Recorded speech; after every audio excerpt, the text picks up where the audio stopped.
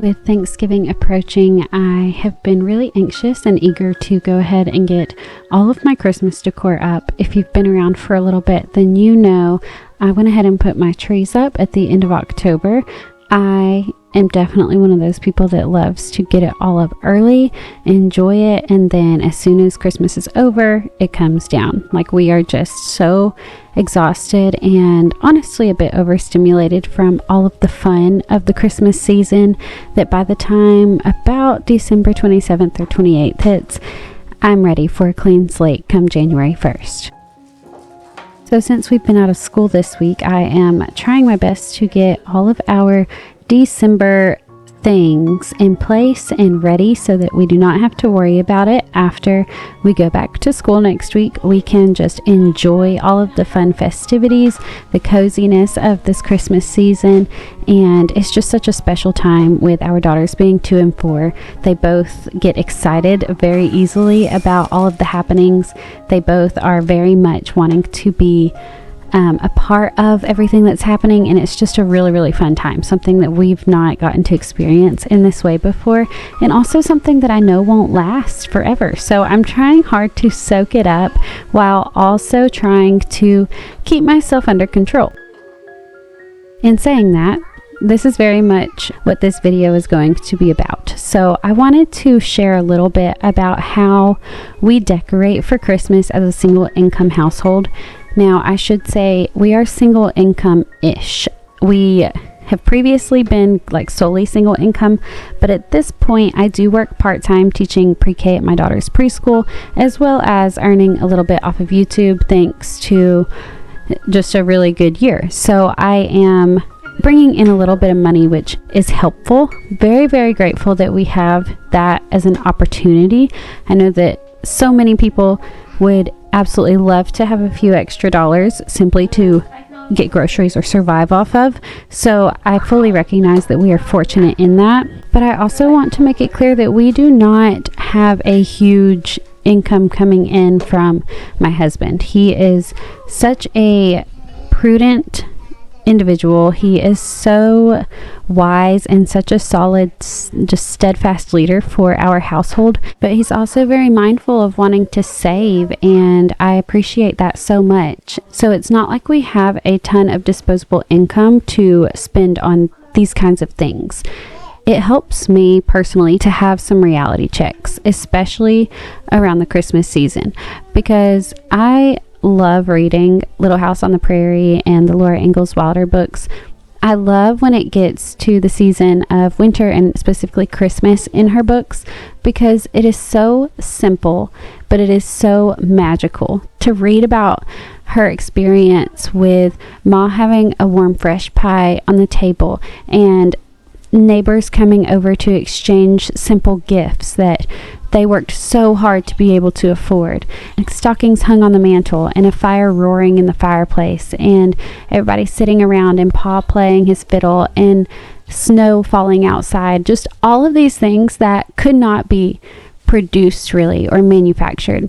And so it helps me to go back and think about those things and realize that even if I have all the money in the world and I purchase all of the most magical and beautiful and fun Christmas decorations and presents, it does not matter if I'm not having quality time, if I'm not really putting my heart into being present with the people in front of me, and if I'm not like really focusing on what matters, right? So above and beyond all the rest that I'm going to share, I would say that the number one thing that helps me with Christmas decorations, with the Christmas season in general, as a single income-ish household, is to have reality checks in place.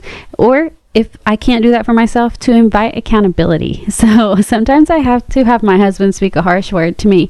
He's kind about it, but he's very like black and white in this. So to have him come alongside me and say, that's really not important. Like, what difference is it going to make if our daughters have Christmas themed throw blankets for the month of December when they already have a bajillion throw blankets in general. So I need that in my life, and I'm very grateful for it. I would definitely encourage you, if this is something that you struggle with, if this is something where you have a hard time setting boundaries, invite accountability into your life.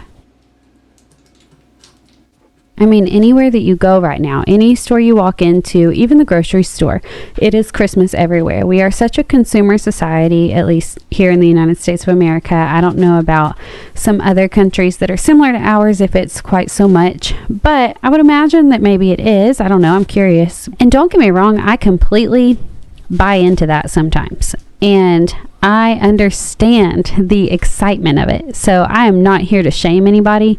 If you have that kind of space and you have that kind of money, to each his own. Like, I love being fully decorated for Christmas. Clearly, I put my trees up in October. But we have also been married for almost 7 years now. So I've spent some time searching and accumulating and just collecting the decor that we do have.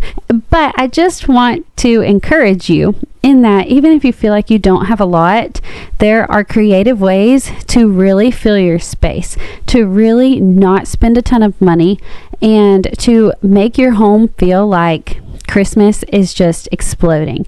So this is just some of the things that have worked for me the most in the last 6 to 7 years, and maybe you'll find at least one of them encouraging as well.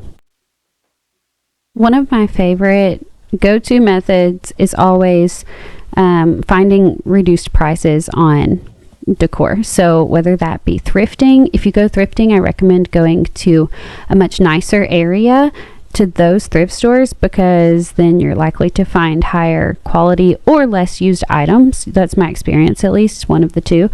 And then maybe some after Christmas holiday sales, which I know isn't super helpful for this Christmas, but if you get through this season and then remember to keep a lookout for whatever sales are coming up right after, you'll usually find a lot of good stuff marked down. Or if it's like Hobby Lobby, they have theirs like 90% off or something crazy, and a lot of it has been broken throughout the season of holiday shopping, but you can kind of like dig around and find some good stuff, like diamonds still in the rough. And then one of my all-time favorite go-tos is hand-me-down Christmas decor.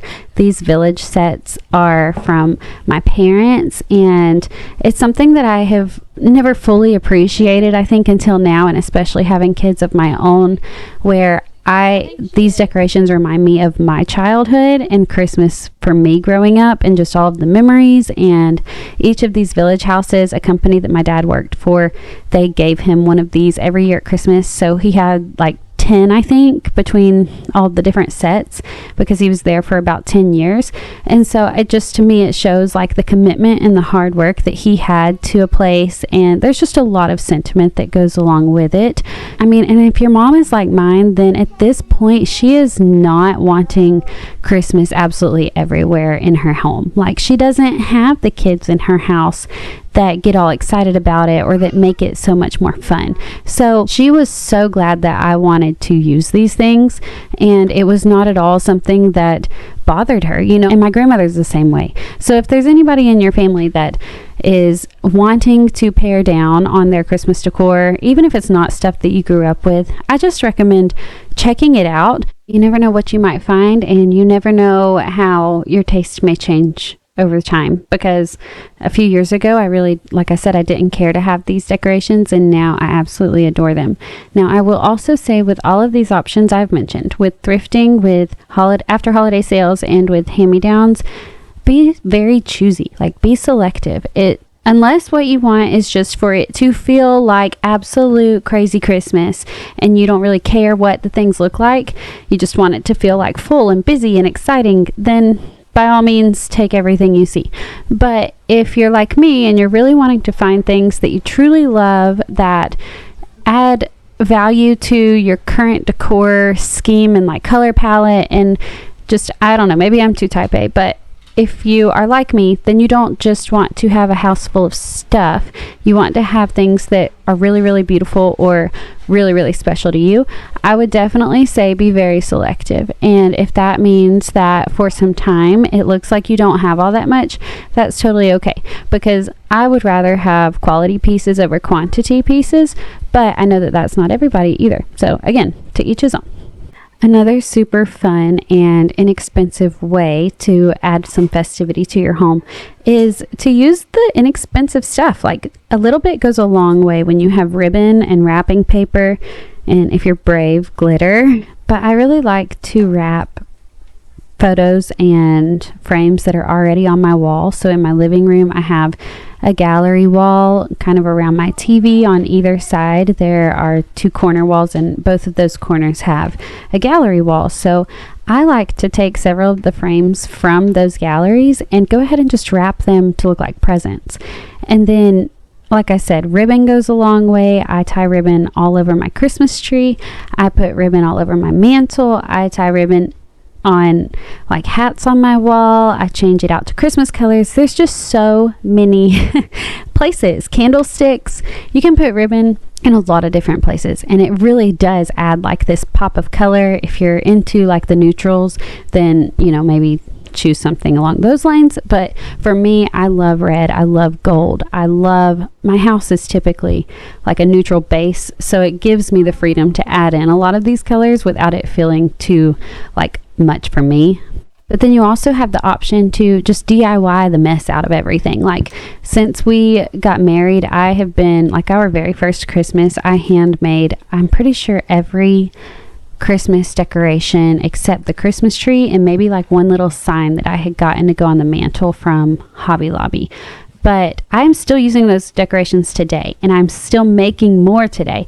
And that's the cool thing about how, when you, just like my dad working for that company for 10 years and accumulating more and more each year, it's like when you take care of stuff, and especially when you're only using it for a short amount of time each year, it's not like constantly in use, you really start to gain a lot of different things over the years. And so I just love that. Like, our mantle decor is almost completely handmade, other than the villages and the two stockings that look more Scandinavian style.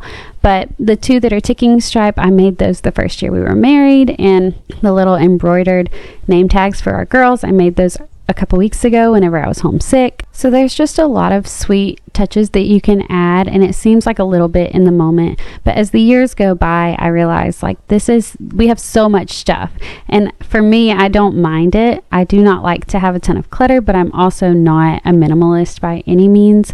I want to have these special things to pass down to my girls one day.